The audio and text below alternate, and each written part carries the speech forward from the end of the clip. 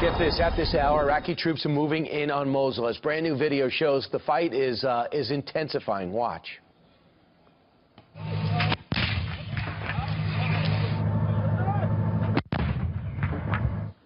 Obviously at the outskirts still, coalition forces pounding the terror group to the most aggressive attack yet to retake the city. So what type of Iraq will the next president inherit when Mosul does fall? Here to help break it down is U.S. Army veteran, Fox News contributor Pete Hegseth. Pete, Ramadi and Fallujah are now in Iraqi government hands, and the president wants to get Mosul back.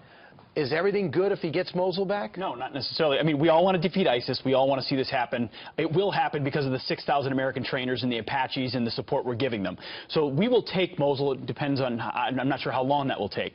But the aftermath is what's by far the most important piece, and what hasn't been figured out at all. There's no deal for what a post-invasion plan looks like in Mosul. It's a traditional powder keg of different ethnicities. You've got the Kurds and the Turks, and then you've got the Iranians in the Baghdad government, and then the Sunnis that are supposed to hold it. It could look more chaotic afterwards because we're not sure who's actually in charge. But we have leverage, since they need our tactics, our equipment.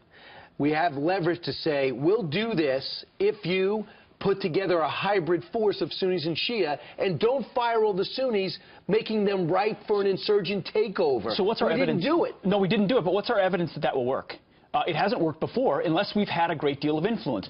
George W. Bush gift-wrapped Iraq to Barack Obama. Barack Obama abandoned it. Now he's gift-wrapping confusion and chaos no matter what to either president. I believe Hillary Clinton would pursue the same policies, sort of try to tiptoe around diplomacy. What needs to happen in Iraq is a dramatic change. The Sunnis in the West are not going to work with the Iranian-backed government in Baghdad. Just like the Kurds in the North, they finally want their own state. Iraq will never be the coherent state that we thought it was. Let's start having a serious conversation about what it would look like afterwards so that we can get stability and not have to go in and create some coalition that's fake in the moment to take out ISIS and then hope it works out in the end. The way I understand it, part of the reason why the surge worked is the security force after was being paid by us and by the Iraqi government to stay there and hold on. Don't become terrorists. Keep peace in the area. As soon as we pulled out, the Shia government goes, if you're a Sunni cop, you're fired. And then they're trying to hold a Sunni area, and that's why it was ripe for ISIS. These Sunni residents said, I'll take the terror group over the Iraqi security forces because we think they'll be the lesser of two evils, believe it or not. There was a chance to make it happen because Iraq did have a past. Mosul's an example of a multi-ethnic society where Sunnis and Shias and Kurds live together.